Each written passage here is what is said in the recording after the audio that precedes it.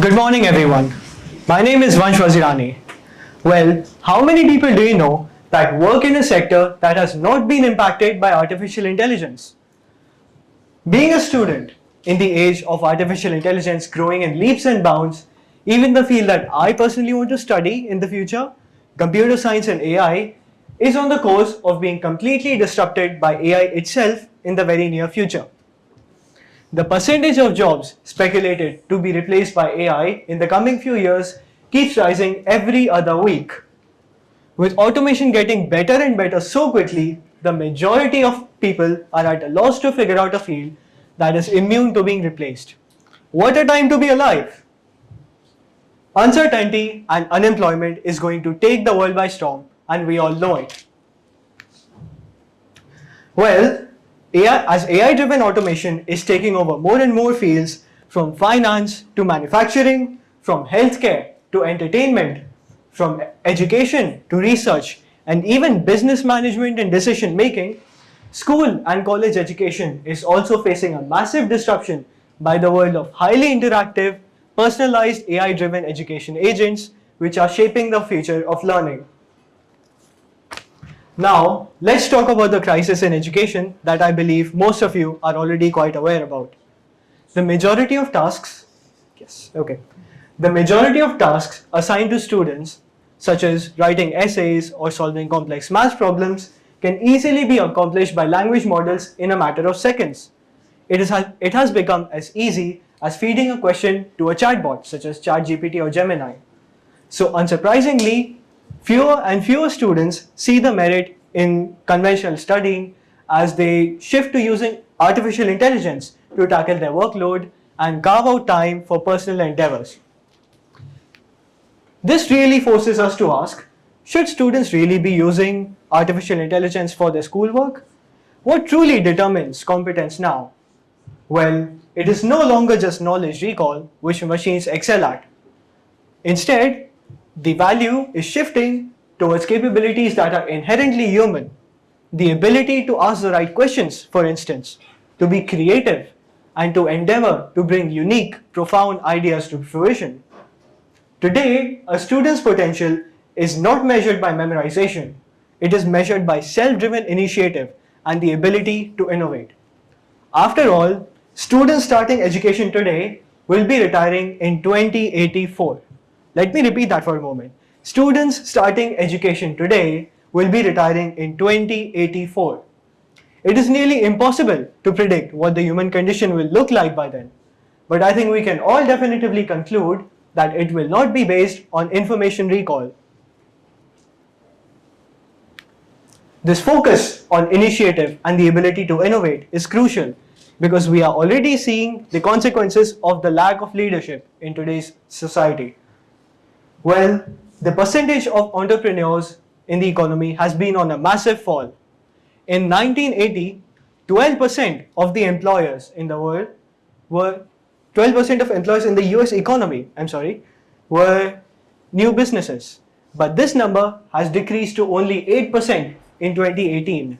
That means, looking in terms of percentages, we have lost a third of our entrepreneurs. But this is what it looked like before AI entered the equation. Currently, the consequences and the condition is even graver.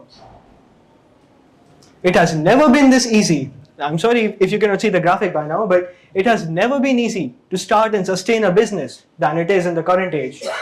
And even then, it is shocking to see that entrepreneurship rates are the lowest that they have ever been. Leadership and trust are qualities that schools and institutions are meant to cultivate among students. This brings the age-old question of why is school important to the forefront of our concern. Well, schools cultivate the ability to absorb complex knowledge. They let us conduct research and extend our literacy to unknown domains. They foster a community where ideas are literalized and where individuals cultivate the spirit of innovation, the very essence of what propels humanity forward. But in practice, education is narrowly focused on maximizing your grades.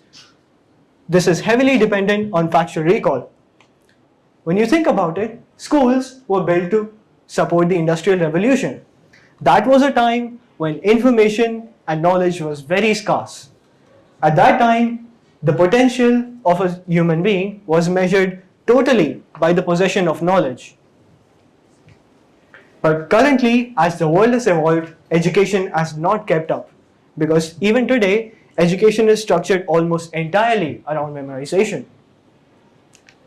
Despite the absolute transformation of the information infrastructure and the shift of needs, the radical shift of needs from retention to application, the focus of schools has barely changed to complement the changing needs of the industry. Schools today relentlessly imbibe knowledge, but not creativity, not the capacity to brainstorm, even though, as we discussed, this is the new determinant of competence in this world. I'm sorry, just a moment. Yes. So, I had this discussion with my grandfather about a month ago. He has a PhD in chemistry. For his thesis, which was based on the kinetic oxidation of alpha hydroxy acids. Now forgive me if I don't know the whole name, it is actually pretty long. But anyways, for his thesis, he used to commute for miles to his university to get access to the library and chemistry equipment there. His workflow used to consist mainly of scanning through hundreds of research papers to find relevant information. And then he would head to the chemistry lab where he would experiment with organic acids and transition metals, both of which are known to be extremely dangerous even under intensive precaution.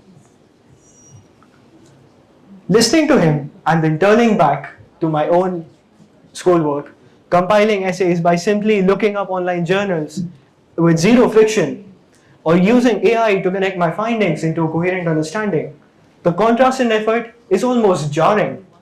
The sheer effort of acquiring information that defines so much of his generation's struggle has seemingly evaporated. All those miles he traveled have been replaced by a single keyboard stroke which delivers thousands of highly relevant results. Let's compare this in the context of the job market.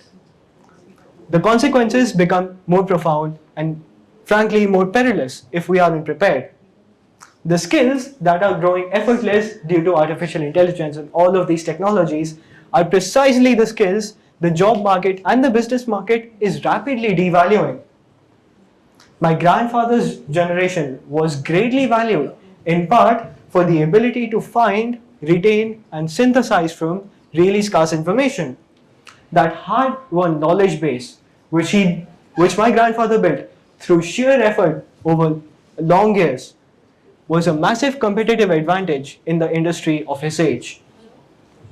This is why, if tasks today involve information recall, inference, or synthesizing conclusions from existing knowledge, AI can already do that, and often faster and more comprehensively than a human novice.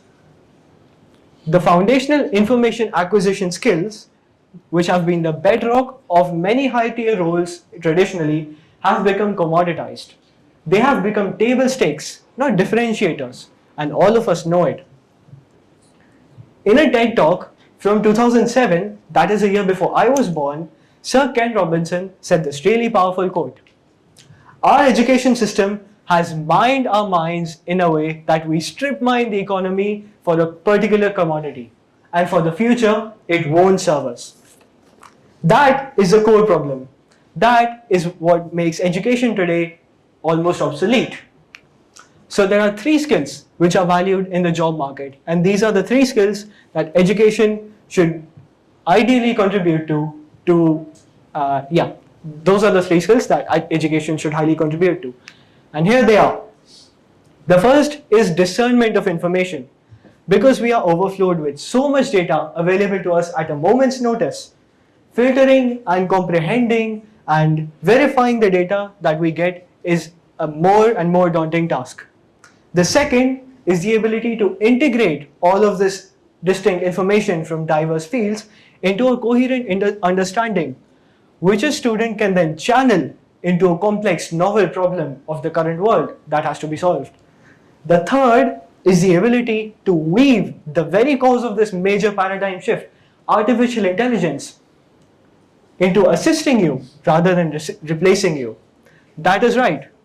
The majority of institutions today have resorted to banning the use of artificial intelligence instead of letting us propel. Okay. Institutions have resorted to banning artificial intelligence or limiting its use in the curriculum.